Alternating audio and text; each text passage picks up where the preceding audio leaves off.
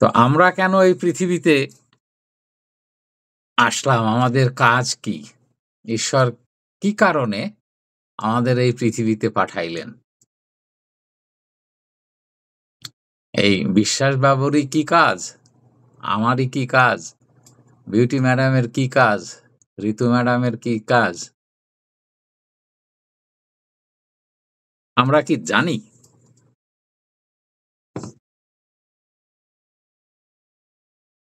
তো আমরা শাস্ত্রের থেকে প্রথমে দেখি যে আদিতে ঈশ্বর এই মানুষের জন্য, মানব জাতির জন্য কি নিরূপিত করেছিলেন। তো প্রথমে আমরা কোথায় যাব এটা দেখতে? সম্ভবত ইফিসীয়তে যাই একটু, তারপর ওইখান থেকে ফিরে আসবো আবার। এখান থেকে শুরু হোক আমাদের যাত্রা। ইফিসীয় 1 অধ্যায় সম্ভবত।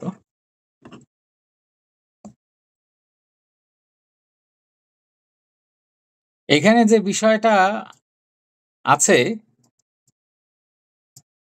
সেইটা সাধু পৌল একটু ব্যাখ্যা করছে। ইফিসীয় 1 অধ্যায় 3 পদ। কারণ তিনি জগৎ পতনের পূর্বে খ্রিস্টে আমাদেরকে মনোনীত করিয়াছিলেন, যেন আমরা তাহার সাক্ষাতে প্রেমে পবিত্র নিষ্কলঙ্ক হই। তিনি আমাদেরকে যীশুখ্রিস্টের দ্বারা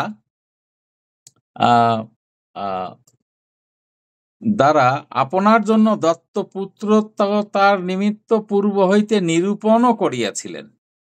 ইহা তিনি নিজ ইচ্ছার হিতা সংকল্প অনুসারে নিজ অনুগ্রহের প্রতাপে প্রশংসার্থে করিয়াছিলেন। 9 পদ পড়ি। ফলত তিনি আমাদেরকে আপন ইচ্ছার নিগুড় তথ্য জ্ঞাত করিয়াছেন, তাহার সেই হিত সংকল্প অনুসারে যাহা তিনি কালের পূর্ণতার বিধান লক্ষ্য করিয়া তাহাতে পূর্বে সংকল্প করিয়াছিলেন, তাহা এই স্বর্গস্থ ও পৃথিবীস্থ সমস্তই খ্রিস্টে সংগ্রহ করা যাইবে।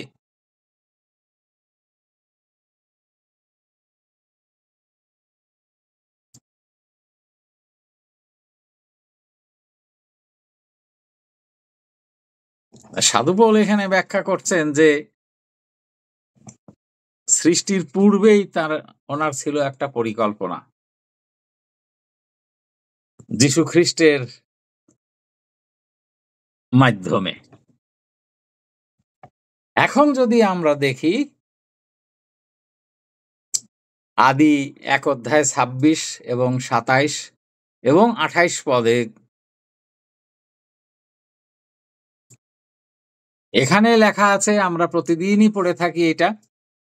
পরে ঈশ্বর কহিলেন, আমরা আমাদের প্রতিমূর্তিতে আমাদের সাদৃশ্যে মনুষ্য নির্মাণ করি, আর তাহারা সমুদ্রের মৎস্যদের উপরে, আকাশের পক্ষীদের উপরে, পশুগণের উপরে, সমস্ত পৃথিবীর উপরে ও ভূমিতে গমনশীল যাবতীয় সরীসৃপের উপরে কর্তৃত্ব করুক। এই কথার সাথে আর ওই ইফিসিয়ের কথার সাথে কি মিল আছে? এখানে তো উনি কর্তৃত্ব করতে বলছেন।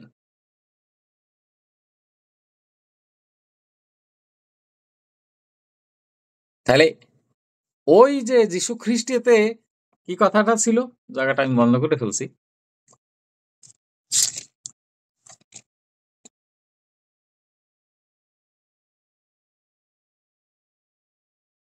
তিনি আমাদিগকে যীশু খ্রিস্ট দ্বারা আপনার জন্য দত্তপুত্রকার নিমিত্ত পূর্ব হইতে নিরূপণ করিয়াছিলেন। এটা এখনকার কথা বলা হচ্ছে যে যীশু খ্রিস্ট আসার পরে এখনকার কাজ।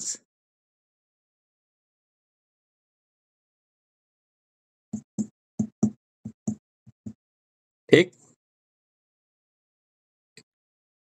এই কাজগুলি আমরা যদি আদি 1 অধ্যায় 27 পদে দেখি, পরে ঈশ্বর আপনার প্রতিমূর্তিতে মনুষ্যকে সৃষ্টি করিলেন, ঈশ্বরের প্রতিমূর্তিতেই তাকে সৃষ্টি করিলেন, পুরুষ ও স্ত্রী করিয়া তাহাদিগকে সৃষ্টি করিলেন। পরে ঈশ্বর 28 পদ, পরে ঈশ্বর তাহাদিগকে আশীর্বাদ করিলেন। ঈশ্বরের আশীর্বাদ করিলেন। তার মানে কোনো কাজে ঈশ্বরের আশীর্বাদ প্রয়োজন আছে। ঈশ্বরের আশীর্বাদ আমরা এখনের দিনে কিভাবে পাই? যিশুর মাধ্যমে পাই। যিশুর মাধ্যমে আমরা যোগাযোগ করে পাই, এখনকার নীতি নিয়ম অনুযায়ী। ঈশ্বর কহিলেন, তোমরা প্রজাবন্ত ও বহুবংশ হও, পৃথিবী পরিপূর্ণ ও বশীভূত করো, আর সমুদ্রে মৎস্যের উপরে, আকাশের পক্ষীগণের উপরে ও ভূমিতে গমনশীল যাবতীয় জীবজন্তুর উপরে কর্তৃত্ব করো। তাহলে এই যে কথাগুলি পড়লাম, এর সাথে এফেসীয় 1 অধ্যায় 4-5 পদের যে জিনিসগুলি আমরা পড়লাম, এর সাথে কি কোনো মিল আছে?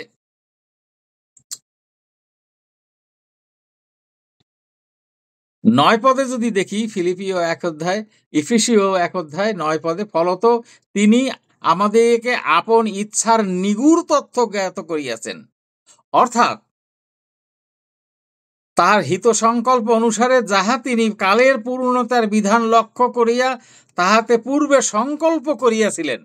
ঈশ্বরের আগের সংকল্প কি ছিল? সংকল্প ছিল 28 পদে, আদি 1 অধ্যায় 28 পদে। পরে ঈশ্বর কহিলেন, তোমরা প্রজাবন্ত বহুবংশ, পৃথিবী পরিপূর্ণ ও বশীভূত করো, আর সমুদ্রের মৎস্যের উপরে, আকাশের পক্ষীগণের উপরে, ভূমিতে গমনশীল যাবতীয় জন্তুর উপরে কর্তৃত্ব করো। এটা হলো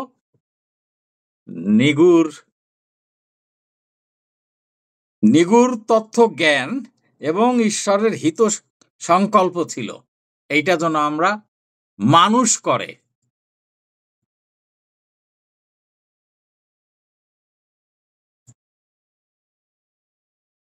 তাহলে কর্তৃত্ব করার যে দায়িত্ব দিছিল ঈশ্বর আমাদেরকে মানুষের, সেটা এখনো বলবৎ আছে। সেই দায়িত্ব, সেই কর্তৃত্ব, সেই এখনো আমাদের প্রয়োজন আছে। কিন্তু এখন এটা আমরা কিভাবে পাইতে পারি?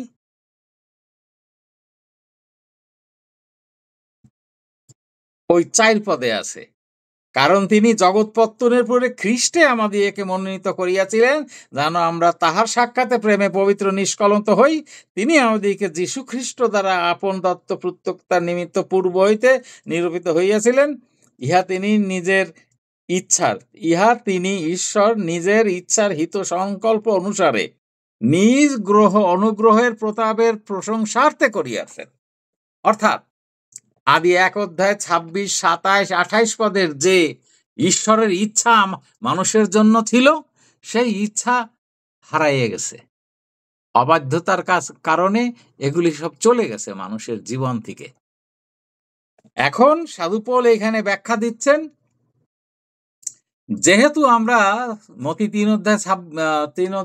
মতি 6 অধ্যায় 33 পদে আছে তাহার রাজ্য এবং তার ধার্মিকতা অনুসন্ধান। এই অনুসন্ধান করতে গিয়েই আমরা সেই এফেসীয় 1 অধ্যায় 4 পদে যীশু খ্রিস্টের মাধ্যমে আমরা সেই কর্তৃত্ব পাওয়ার, আবার ফিরে পাওয়ার নিগূঢ় তথ্য জানতে পাই।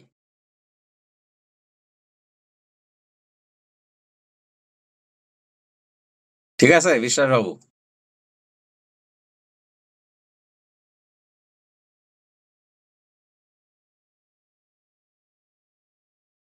অর্থাৎ ঈশ্বরের যে আদিতে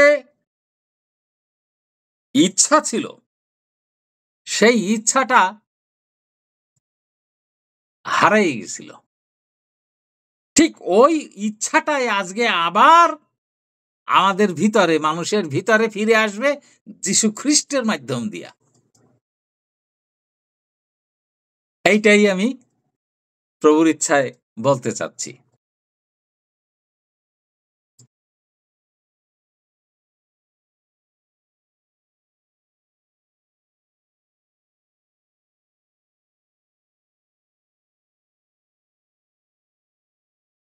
এখন ইফিসীয় 1:13 যদি যাই, আমাদের জন্য বলা আছে, আমরা কারা?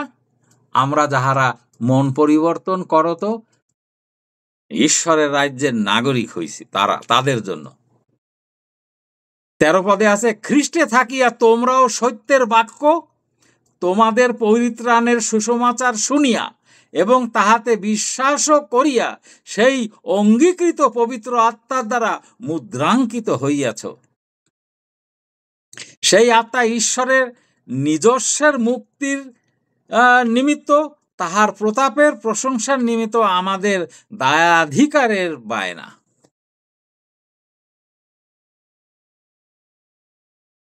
ঠিক আছে, তাহলে আমরা জানি, ইতিপূর্বে জেনে আসছি, ঈশ্বরের বাক্য এবং ঈশ্বরের পবিত্র আত্মা আমাদের ভিতরে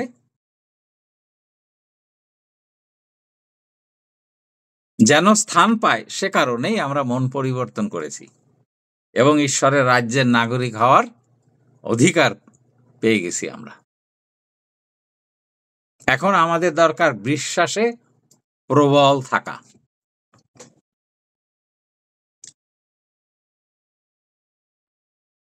এখন আমরা কি জানি ঈশ্বর আমাদেরকে কেন এই পৃথিবীতে পাঠিয়েছেন? এখনো প্রশ্ন দাঁড়ায়।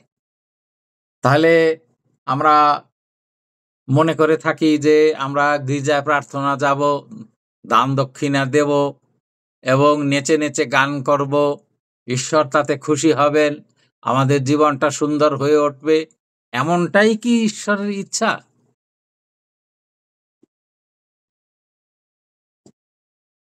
এবং ঈশ্বরের আরাধনা করতে যাব, আমরা সশরীরে গিয়ে ঢোল কর্তার নিয়ে গান গাইব, আরাধনা করব, একটা লেকচার শুনবো, বাইরে স্যান্ডেল রেখে দেবো, জুতা রেখে দেবো, তারপরে চলে আসব। এইটাই কি ঈশ্বরের ইচ্ছা? না, আমরা ঈশ্বরের ইচ্ছা আমাদের যে কি করতে হবে এটা আমরা জানি না, আমাদের জানার কথাও ছিল না। এখন প্রশ্ন দাঁড়ায়, আদম কিভাবে জানতো?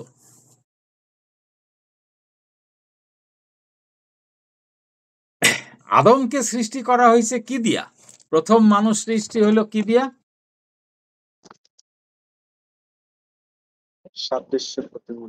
সাদৃশ্য আর প্রতিমূর্তি। আর আমরা প্রভুর বাক্য বুঝতে গিয়ে বুঝতে পারছি এটাই ঈশ্বরের বাক্য এবং ঈশ্বরের পবিত্রতা।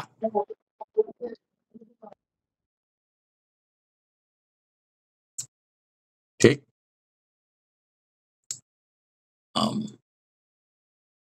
তো এই দুইটা আদমের ভিতরে ছিল, আর এই দুইটা যখন আদমের ভিতরে ছিল তখন ঈশ্বর তাদের এই কথা বলছিলেন যে তোমরা প্রজাবন্ত হও, বহুবংশ হও, পৃথিবী পরিপূর্ণ করো, বশীভূত করো, আর সমুদ্রের মৎস্যের উপরে, আকাশের পক্ষীগণের উপরে, ভূমিতে গমনশীল যাবতীয় জীব জন্তুর উপরে কর্তৃত্ব করো। এই কথা কখন বলছিলেন ঈশ্বর? যখন তার ভিতরে, আদমের ভিতরে সেই ঈশ্বরের সাদৃশ্য এবং প্রতিমূর্তি বিদ্যমান ছিল। বাক্য ঈশ্বর, পবিত্র আত্মা ঈশ্বর। সেই সময়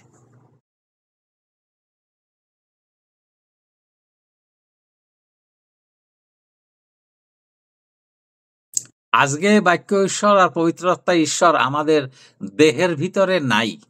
প্রশ্ন করবে যে এইটা আবার দেহের ভিতরে কিভাবে থাকবে? সাধু পৌল ব্যাখ্যা করছে কি কি, যে আমাদের দেহটা কিসের দেহ?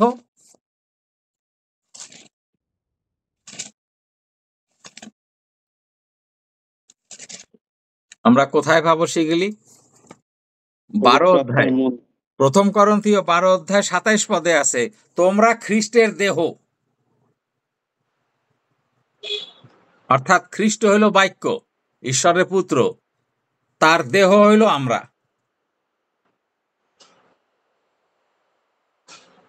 আচ্ছা, এর পরেরটা কোথায় পাবো? পবিত্র আত্মার মন্দির 3:16-17। 3:16। থ্যাংক ইউ, ধন্যবাদ মামা। 3:16-17 এখানে বলছে, তোমরা কি জানো না যে তোমরা পবিত্র ঈশ্বরের মন্দির? তোমরা ঈশ্বরের মন্দির, ঈশ্বরের আত্মা তোমাদের অন্তরে বাস করেন। তাহলে বাক্য আমাদের অন্তরে বাস করেন, পবিত্র আত্মাও আমাদের অন্তরে বাস করেন।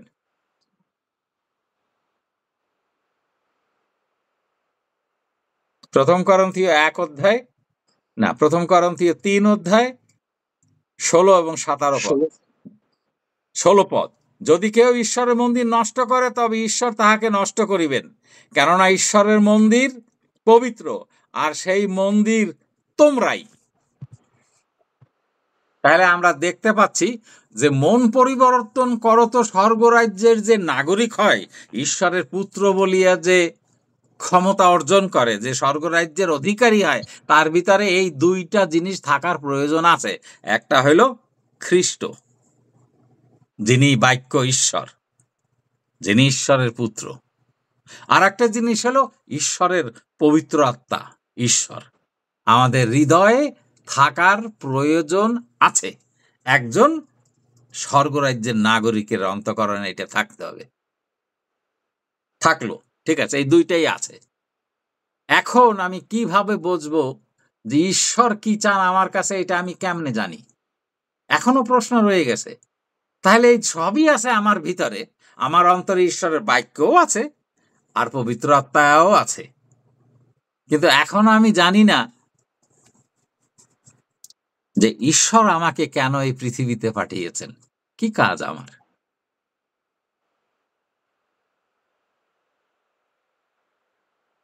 এটাও তো আমার জানার দরকার আছে, না?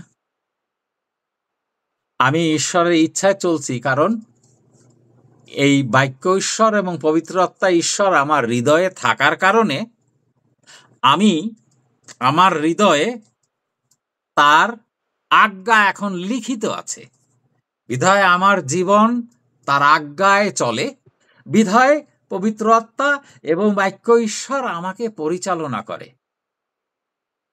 যখন আমাদের ভিতরে পবিত্র আত্মা বাস করে তখন আর কোনো চিন্তা নাই, আমরা আর চালনা করব। গতকালকে একটা পদ দেখছিলাম যে, পদটা তো এখন মনে পড়ছে না, সেখানে এই কথা লেখা আছে যে যিশুতে বিশ্বাস করার পরে যদি আমরা আমাদের নিজের ইচ্ছায় চলি, তাহলে ঈশ্বর থেকে কিছু পাওয়া যাবে না। যিশুতে বিশ্বাস যখন আসে, পবিত্র আত্মা এবং বাক্য ঈশ্বর আমাদের হৃদয়ে যখন থাকে, তখন আমরা কোনো সিদ্ধান্ত আর নিতে পারি না, আমাদের ইচ্ছায় চলার আর কোনো স্বাধীনতা নাই। সব সিদ্ধান্ত হবে পবিত্র আত্মার সাহায্যে, পবিত্র আত্মা আমাদের পরিচালনা করবে। ঠিক? আচ্ছা, এইবার আমরা চলে যাই 1 করন্থীয় 2 এই বাক্য ঈশ্বর এবং পবিত্র আত্মা ঈশ্বর থাকার, আমাদের অন্তরে থাকার পরে কি সুবিধাটা আছে, এই সুবিধাটা এখানে ব্যাখ্যা করা আছে। আমরা ইতিপূর্বেও এই জিনিস অনেকবার পড়েছি, কিন্তু আজকে আবার শুনি। এখানে 1 করন্থীয় 2:6 পদ থেকে আমরা পড়ি। এখানে লেখা আছে ঈশ্বরীয় জ্ঞানের উৎকৃষ্টতা। অর্থাৎ ঈশ্বর যখন আদমকে সেই কর্তৃত্ব পাওয়ার দিলেন, যেহেতু তার ভিতরে ঈশ্বরের সাদৃশ্য প্রতিমূর্তি আছে, তখন তার ভিতরে ঈশ্বরীয় জ্ঞান ছিল। আর সেই জ্ঞানের কারণে ঈশ্বর যে সমস্ত দায়িত্ব দিছে, কি কি দায়িত্ব আমরা একটু আগে পড়ে আসছি, আবারও পড়ি। ঈশ্বর কহিলেন, তোমরা প্রজাবন্ত বহু বংশ পৃথিবীর পরিপূর্ণ ও বশীভূত করো, আর সমুদ্রের মৎস্যগণের উপরে, আকাশের পক্ষীগণের উপরে, ভূমিতে গমনশীল যাবতীয় জীবজন্তুর উপরে কর্তৃত্ব করো। এই কাজ তাদের উপরে দায়িত্ব দিয়ে দিছেন উনি। এখন এই যুগে আমরা তো জানি না তা আমাদের কাজটা কি। আমাদের কি কাজ? ছোটবেলায় জন্মগ্রহণ করলাম, তারপরে বড় হইলাম, লেখাপড়া শিখলাম, একটু বড় হইলাম, আর একটু পড়াশোনা শেষ করলাম, তারপরে একটা চাকরি নিলাম, তারপরে একটা বিবাহ করলাম, তারপরে বড় হইলাম, কতগুলি ছেলে পেলে হইলো, তারপরে আস্তে আস্তে বুড়ো হয়ে গেলাম, মরে শেষ হয়ে গেলাম। এই মনে হয় আমাদের কাজ, আর কোনো কাজ নাই। কিন্তু এর থেকে বেশি দায়িত্ব আদমকে দিয়েছিলেন ঈশ্বর, যেগুলি ঈশ্বরের কাজ ছিল। এখন আমরা জানি না। তো ঈশ্বর পৃথিবীতে আসলেন মানব দেহে। কেন আসলেন? ওই যে জ্ঞান আমাদের হারাই গেছে, যা আমরা জানি না আমাদের তিনি কেন পাঠাইলেন এই পৃথিবীতে, আমরা যেন ওই জ্ঞানটা ফিরে পাই আবার।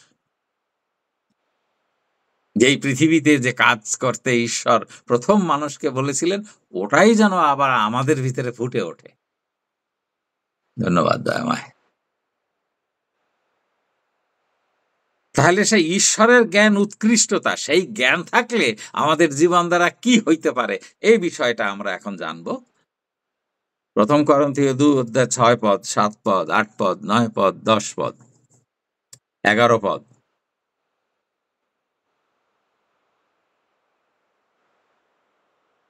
6 পদে আছে, তথাপি আমরা সিদ্ধদের মধ্যে জ্ঞানের কথা কহিতেছি। এর অর্থ কি? আজকে সেই কথাই হচ্ছে। সিদ্ধদের মধ্যে অর্থাৎ যারা পবিত্র জীবন যাপন করে। এই আমি কথা বলছি যাদের সঙ্গে এখন তারা পবিত্র জীবন যাপন করে, সিদ্ধ তারা। কিন্তু সেই জ্ঞান এই যুগের কথা জ্ঞান নয়। আমরা যে জ্ঞানের আলাপ করছি, এগুলি কি খাইব কি পড়িব এই জ্ঞান নয়।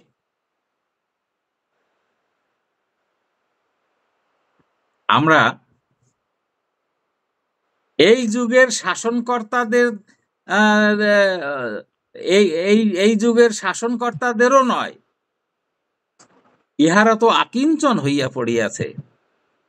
অর্থাৎ যে জ্ঞানের আলাপটা আমরা করছি, এই যুগের যারা বিদ্যা বুদ্ধি লোক আছে, যারা নোবেল প্রাইজ পাওয়া লোক আছে, যারা অনেক অনেক জ্ঞানের অধিকারী, তাদের জ্ঞানের কথা আলাপ করছি না আমরা।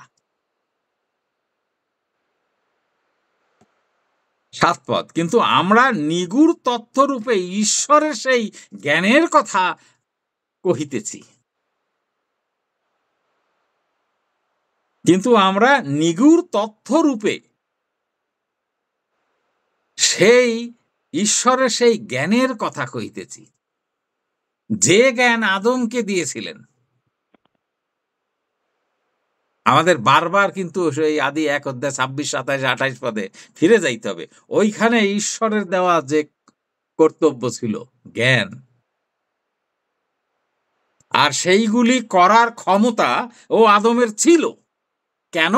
কারণ আদমের ভিতরে ঈশ্বরের সাদৃশ্য এবং প্রতিমূর্তি ছিল, এবং তার ওই কাজ করার ক্ষমতা ছিল। কিন্তু আজকের আমরা সাধারণ মানুষের ঈশ্বরের ওই আদি 1 অধ্যায় 26, 27, 28 পদের ওই কাজ করার কোনো শক্তিই নাই মানুষের ভিতরে। তোমরা প্রজাবন্ত বহু বংশ হও, পৃথিবী পরিপূর্ণ করো, বশীভূত করো। বশীভূত করা মানে কন্ট্রোল করা, কর্তৃত্ব করা। সমুদ্রের মৎস্য, আকাশের পক্ষী গণের উপরে, ভূমিতে গমনশীল যাবতীয় জীবজন্তুর উপরে কর্তৃত্ব করো। এর নাই তো আমাদের ভিতরে। সেটাই সেই নিগুড় তথ্যের জ্ঞান 7 পদে, প্রথম করন্থীয় 2 অধ্যায়। Thank you Lord. কিন্তু আমরা নিগুড় তথ্য রূপে ঈশ্বরের সেই জ্ঞানের কথা কইতেছি, সেই গুপ্ত জ্ঞান। খেয়াল করি, সেই গুপ্ত জ্ঞান। গুপ্ত জিনিসটা কি? লুকানো ছিল এতদিন। আদম যেটা হারাই ফেলছিল, ওই জ্ঞানটা এতদিন লুকানো ছিল, যাহা ঈশ্বর আমাদের প্রতাপের জন্য এই জ্ঞানটাই এই মানুষের হওয়ার কথা ছিল আগে, হারাই ফেলছে।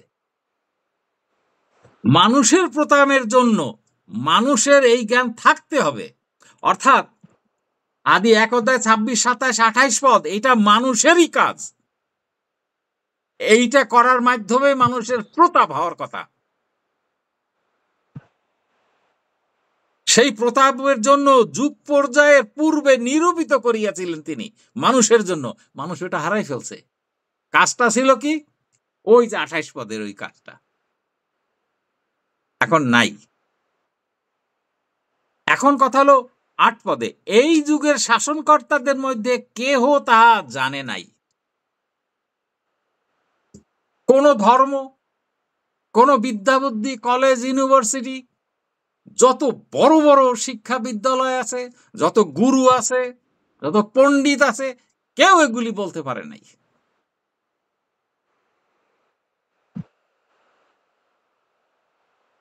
কেননা যদি জানিতেন তবে প্রতাপের প্রভুকে ক্রুশে দিতেন না তারা।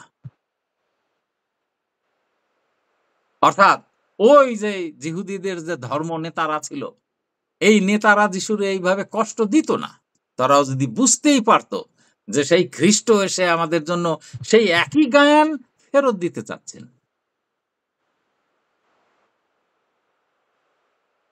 এর জন্য মন পরিবর্তন করো তো ওই স্বর্গরাজ্যকে যে গ্রহণ করে স্বর্গরাজ্যের নাগরিক হইতে পারছে, সেই ঈশ্বরের পুত্র বলিয়া ক্ষমতা পাচ্ছে, আর সেই স্বর্গরাজ্যের নাগরিক হিসাবে স্বর্গরাজ্যের অধিকার প্রাপ্ত হচ্ছে। তখন তার কাছে আবার সেই নিগুড় তত্ত্বের, ঈশ্বরের নিগুড় তত্ত্বের জ্ঞান আবার ফিরিয়ে আসতে শুরু করছে। যে জ্ঞানের দ্বারা ঈশ্বর আমাদের প্রতাপের জন্য যুগ পর্যায়ের পূর্বে তিনি নিরূপণ করিয়াছিলেন একটা জ্ঞান।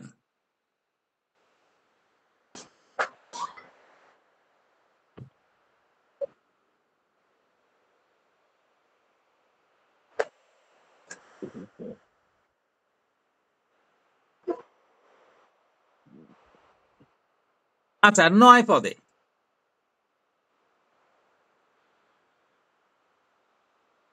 9 পদে লেখা আছে,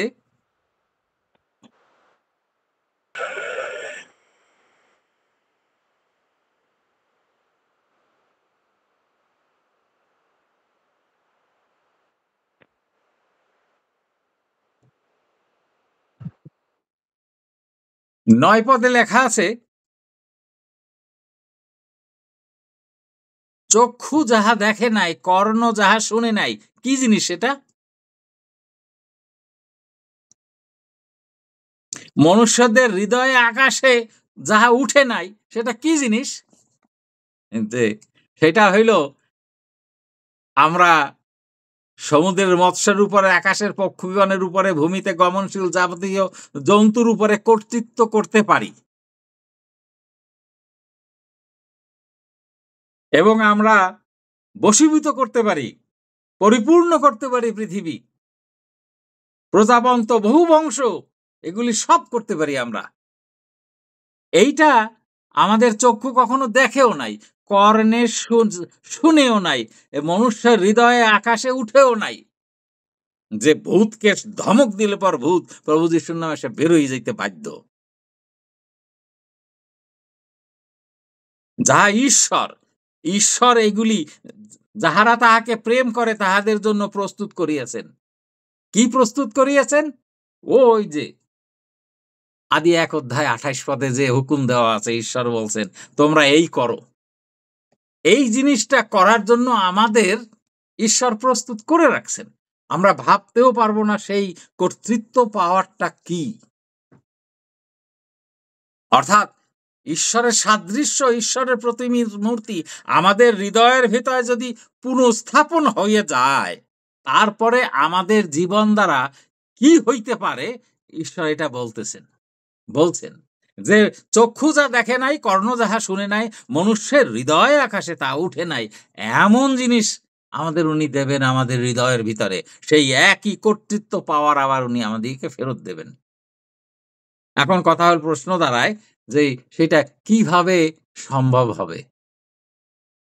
তো আমরা স্বর্গরাজ্যের নাগরিক হিসাবে আমাদের হৃদয়ে কি আছে বিশ্বাসবাবু?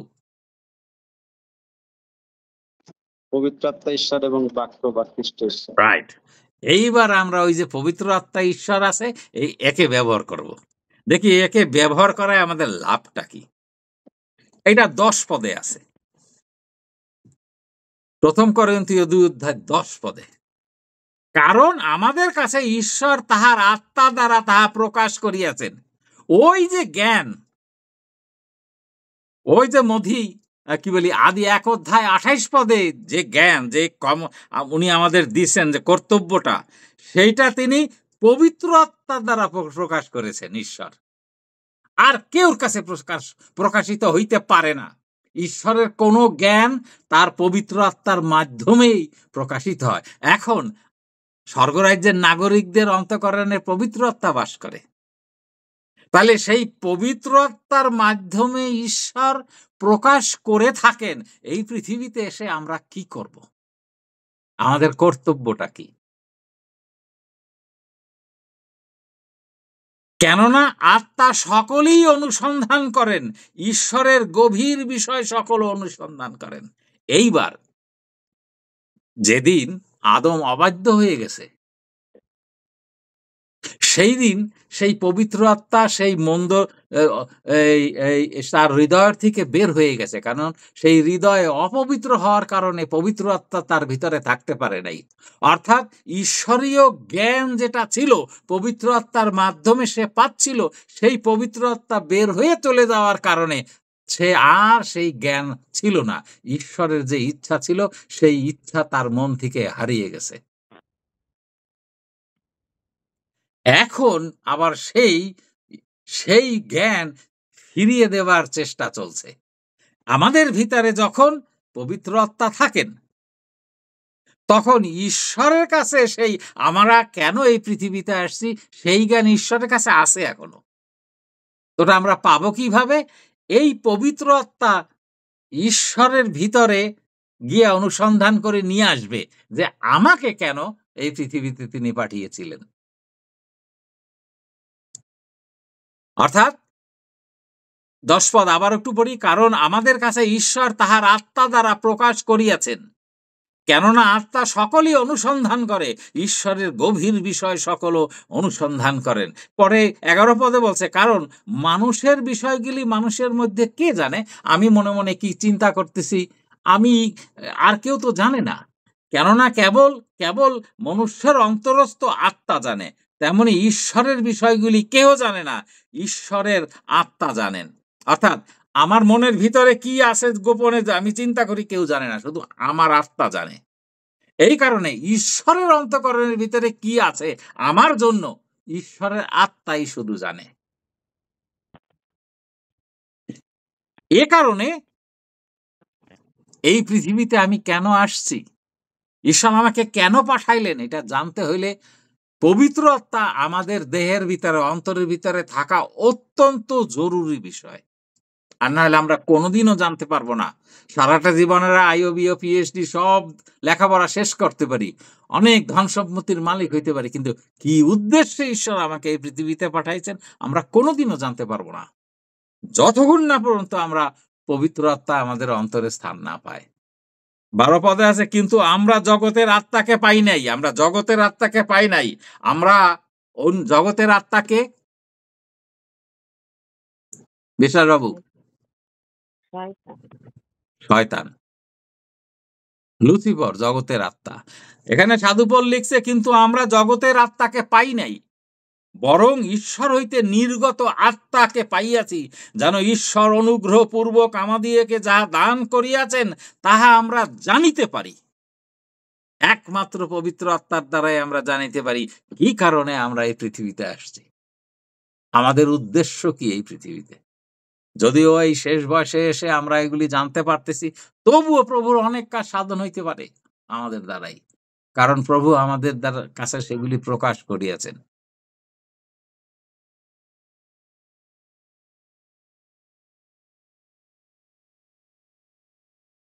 13 পদও একটু পড়ি। আমরা সেই সকল বিষয়ের কথা মানসিক শিক্ষা রূপে জ্ঞানের বাক্য দ্বারা নয়, কিন্তু আত্মার শিক্ষানুরূপ বাক্য দ্বারা কহিতেছি।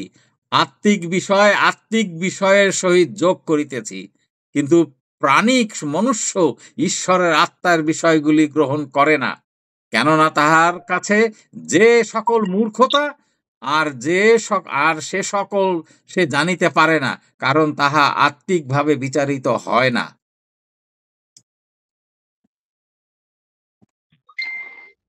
কিন্তু যে আত্মিক, সে সমস্ত বিষয়ে বিচার করে, আর তাহার বিচার কাহারও দ্বারা হয় না, কেননা কে সদাপ্রভুর মন জানিয়াছে যে তাহাকে উপদেশ দিতে পারে, কিন্তু খ্রিস্টের মন আমাদের আছে।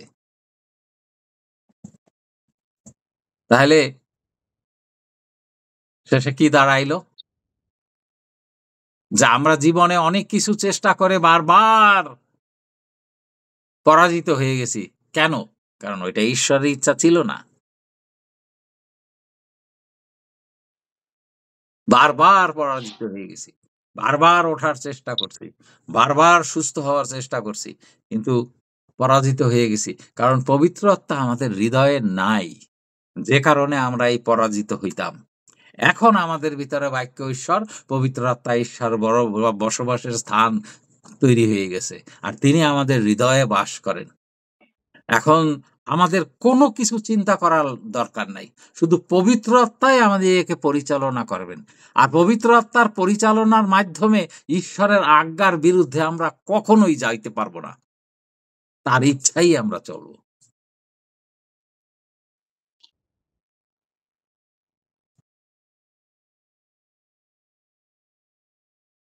এটাই ছিল যে ঈশ্বর আমাদের কেন পাঠিয়েছেন এই পৃথিবীতে। আমরা এখনো বলতে পারবো না, যে পবিত্র আত্মাই যখন আমাদের অন্তরে স্থান পাবে, এ কারণেই বলছে, তোমরা যদি আমাতে থাকো, আমার বাক্য যদি তোমাদের ভিতরে থাকে, অর্থাৎ তোমরা যদি আমাতে থাকবা কি দিয়া? পবিত্র আত্মার সাহায্যে যোগাযোগ রাখো সব সময়। আর আমার বাক্য যদি তোমাদের অন্তঃকরণে থাকে, তবে তোমাদের ইচ্ছা হয়, তোমাদের যাহা ইচ্ছা হয় যাচনা করিও, তোমাদের জন্য তাহাই করা যাইবে। তখন কর্তৃত্ব পাওয়ার আমাদের ভিতর চাওয়ার, প্রভু যিশুর নামে এই শয়তান দূর হ, শয়তান তখনই বের হয়ে যাবে। সেই ক্ষমতা আমরা ব্যবহার করা, এইটাই ঈশ্বরের ইচ্ছা, যেন শয়তানের সবকিছু আমরা ধ্বংস করে দিতে পারি, সারা পৃথিবীটা আমাদের বশীভূত হয়। অর্থাৎ শয়তান দ্বারা আমাদের অসুখ আছে, বিসুখ আছে, আমাদের অভাব আছে, সবকিছু এনে সে হাজির করে। এর উপরে আমাদের কর্তৃত্ব পাওয়ার থাকবে, কারণ কারণ এই পবিত্র আত্মা আমাদের হৃদয়ের ভিতরে আছে। তিনি সব সময় গিয়ে ঈশ্বরের অন্তঃকরণের ভিতরে ঢুকে আমাদের যাহা কিছু প্রয়োজন, সেই জ্ঞান আমাদের কাছে উনি নিয়ে আসতে পারেন। আমরা পবিত্র আত্মা, ঈশ্বর আর বাক্য ঈশ্বর কখনো যেন আদমের মতন হারিয়ে না ফেলি, আবার বিশ্বাসে অটল থাকি। প্রভু তার বাক্যে আশীর্বাদ করুন।